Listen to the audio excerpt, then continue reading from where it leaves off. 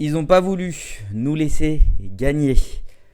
Ils n'ont pas voulu qu'on casse cette malédiction qu'on avait à l'Estadio de Vallecas face au Rayo Vallecano depuis 6 ans. Mais ils ont oublié une chose, c'est que cette année, on a Dani Olmo. Et Dani Olmo, c'est notre héros. On en parle tout de suite.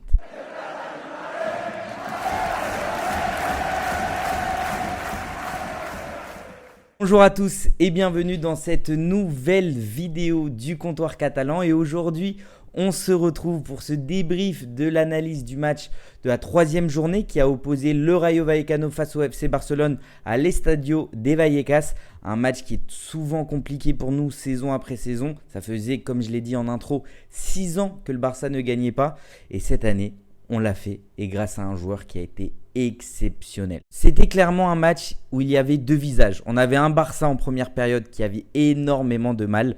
Dans les 30 premières minutes, le Rayo a été largement supérieur au Barça. Ils ont été plus intenses, ils étaient agressifs, mais c'était une agressivité qui, on savait, sur la longue durée, ça allait du coup être compliqué pour eux de durer comme ça tout le match avec un pressing haut, avec des jeux très offensifs. Mais ils ont fait en tout cas 30 premières minutes qui ont fait vaciller un peu le Barça. On avait du mal, il n'y avait pas de solution. Les passes entre Ferran Torres, entre Pedri, entre Rafinha, ça ne fonctionnait pas. Et on s'est pris un premier but en première période qui nous a tous inquiétés. On s'est dit directement non, ça ne va pas recommencer. On ne va pas encore avoir du mal à battre le Rayo chez eux. Mais cette année, ça a été différent. Sur le but, on a eu clairement une grosse erreur de Ter Stegen. Je tiens quand même à le préciser. Moi, j'adore Ter Stegen. Je trouve que c'est un grand gardien. On sait qu'il a un petit peu plus de mal ces dernières années. Et sur ce but, clairement, pour moi, il est fautif. Il doit l'arrêter. Cette frappe, il doit l'arrêter. Elle doit en aucun cas passer sous sa main et rentrer. Donc, petit point noir sur Ter Stegen qui nous a mis directement quand même en difficulté. Alors par rapport à la compo qu'on a vue sur ce match, il y a eu uniquement une petite différence. C'était sur le côté gauche Gérard Martin qui a joué à la place de Baldé. Et bon, Gérard Martin a été clairement un peu trop scolaire, je trouve, sur ce match. Il avait peur de rater des passes, il ne proposait rien de plus. Ce que Baldé, par exemple, nous apporte énormément plus de solutions offensives, plus de projections vers l'avant. Il n'a pas quand même été mauvais. Il a fait un match correct, mais sans plus. Nous, on a besoin quand même de latéraux qui proposent un petit peu du plus. Par exemple, Koundé, qui est en plus de base pas latéral droit, mais voilà, on le sait que ça fait quelques temps qu'il y joue. Et il a quand même proposé des solutions, ce que n'a pas fait Gérard Martin. Match correct, donc c'était la seule chose qui changeait par rapport au match face à Bilbao et face à Valence. Et c'était Ferran Torres encore qui a été choisi. Ça a bien fonctionné sur les 2 premiers matchs, mais sur le 3e, ça a bloqué. Clairement, Ferran Torres a eu du mal sur ce match. Ferran Torres, je pense que c'est clair pour tout le monde qu'il doit être un remplaçant. C'est un bon remplaçant. C'est vraiment un bon remplaçant. Je pense qu'il va énormément nous apporter sur ce point-là quand il manquera un petit peu de solutions offensives en fin de match, quand les joueurs seront un petit peu plus fatigués. Je pense qu'une entrée de Ferran Torres sera plus percutante que Ferran qui commence directement au début du match, tout simplement. Donc clairement, en première mi-temps, on avait un gros manque d'occasions franches, contrairement au Vallecano. Mais il y a quelque chose qui a changé. Il y a eu la mi-temps, il y a eu un changement qui a changé le match totalement. Le match a eu 2 visages. Un premier, un Barça en difficulté avec un Vallecano très offensif, très dangereux. Et un deuxième, où là, c'était le Barça qu'on avait vu depuis le début de saison. Et ce changement, il est très simple. L'entrée de Dani Olmo, recruté par le Barça 60 millions, qu'on a eu du mal à inscrire. Il a été inscrit ce matin même. Il a joué ce soir même et il a fini homme du match. Dani Olmo a été notre héros sur ce match. Il a tout changé. Il a changé le visage du Barça. On a un numéro 10 de qualité. Il nous l'a montré pendant l'Euro. Moi, je suis confiant depuis le recrutement. Je n'ai eu aucun doute sur ce recrutement. Et il a clairement prouvé dès son premier match. Déjà par son but qui nous sauve, son but qui nous permet de prendre les 3 points. Et 3 points hyper importants. Mais en plus, c'est dans son niveau de jeu. Dès son premier toucher de balle, on a senti que ce joueur, il est aussi différent. Que ce joueur a une très grande qualité balle au pied. Il fait la différence. Il a provoqué un penalty qui, je ne sais pas pourquoi, n'a pas été sifflé. Je ne sais pas sur quelles règles on se base, mais il n'est pas sifflé. On a eu un petit but de Lewandowski qui a été refusée sur une faute mais légère de Koundé. C'était une faute légère. Koundé qui récupère le ballon et en posant son pied, il marche sur le pied du joueur du Rayo et ça fait faute. Mais il n'y avait clairement pas faute. Alors oui, si on prend l'image comme ça avec la VAR où on voit le pied de Koundé qui marche dessus, d'accord, mais si tu prends l'action, tu vois que Koundé récupère le ballon. Donc le ballon est en possession de Jules Koundé et pas du joueur du Rayo. Mais non, selon l'arbitre, voilà, de toute façon, on a l'habitude, ça fait quelques années, quand on peut essayer de mettre des bâtons dans les roues du Barça parce que le Real Madrid n'a pas assuré depuis le début de saison pour qu'il puisse un petit peu nous rattraper, il faut compter sur les arbitres. Mais bon, on ne va pas parler d'arbitrage aujourd'hui, même si ça a été scandaleux l'arbitrage, parce qu'entre là possiblement en première mi-temps, le pénalty sur Olmo qui n'a pas été sifflé, je ne sais pour quelle raison, vraiment, j'aimerais une raison valable, je ne sais pour quelle raison ce pénalty n'a pas été sifflé, et un but refusé sur une faute toute légère. En fait, je ne comprends pas dans la logique, si tu siffles cette faute qui est légère, comment tu siffles pas le pénalty? Elle est où la logique? Comment le pénalty, tu ne vas vraiment pas voir la VAR? Comment ça se fait sur certaines actions, tu vas voir la VAR et souvent c'est des actions contre le Barça. Par contre, quand ça doit être en faveur du Barça, on ne va pas vérifier la VAR. Bref, on ne va pas rester dessus longtemps parce qu'il y a Dani Olmo qui nous a changé le match. C'est franchement exceptionnel. On sait que sur ce mercato, on a fait un gros coup. Dani Olmo qui a fait un Euro exceptionnel. Il revient à la maison, là où il a été formé et il a fait un match de qualité. Il nous a sauvés. Le Barça a eu deux visages. À partir du moment où Dani Olmo est rentré, ce n'était plus le même match. Et en plus, il y avait eu aussi sa barre transversale. Il nous a sorti une frappe je ne sais d'où.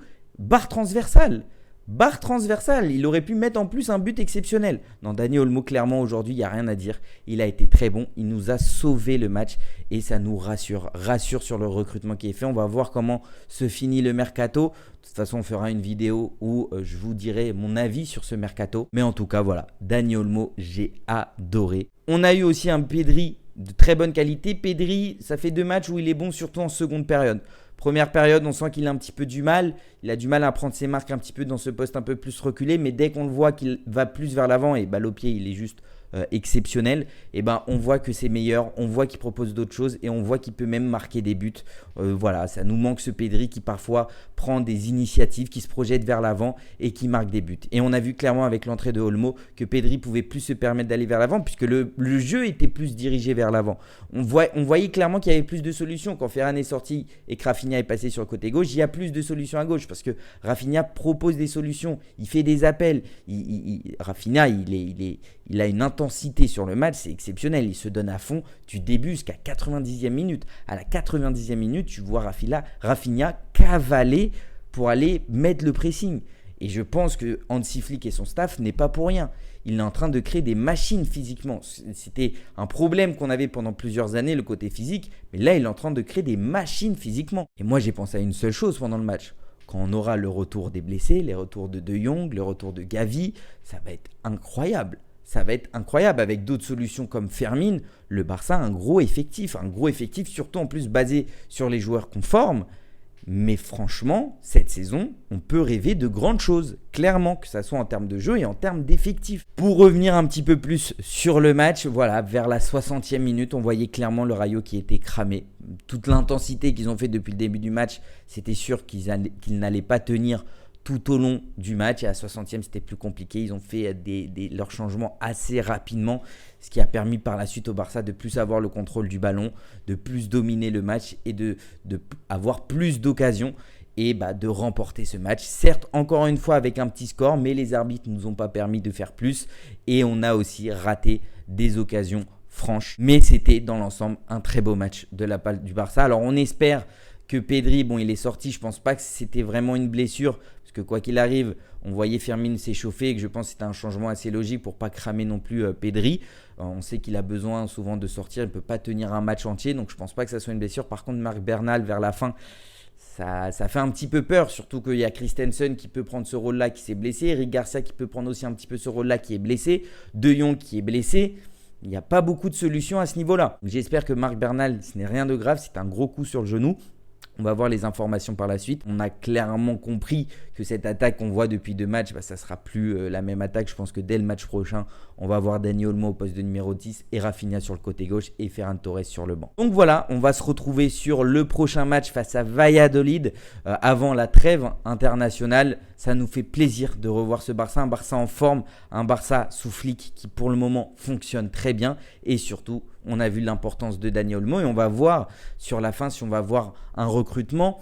Je ne sais pas si le recrutement est forcément nécessaire. Ça me ferait de la peine de mettre Rafinha sur le banc vu le niveau qu'il a et vu tout ce qu'il laisse sur un terrain.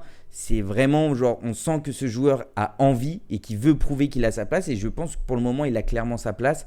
Il nous offre des solutions, il fait des passes très intéressantes, des centres qui peuvent vite amener à un but. Donc ça serait dommage quand même de mettre Rafinha sur le banc. Après, on sait qu'il faut des joueurs de rotation. On a Ansu Fati qui revient de blessure. On ne sait pas s'il reviendra au niveau. On a effectivement cette solution de Ferran Torres. Mais c'est vrai que ça peut être un petit peu léger tout au long de la saison, surtout avec ce nouveau format de la Ligue des Champions où il y aura plus de matchs.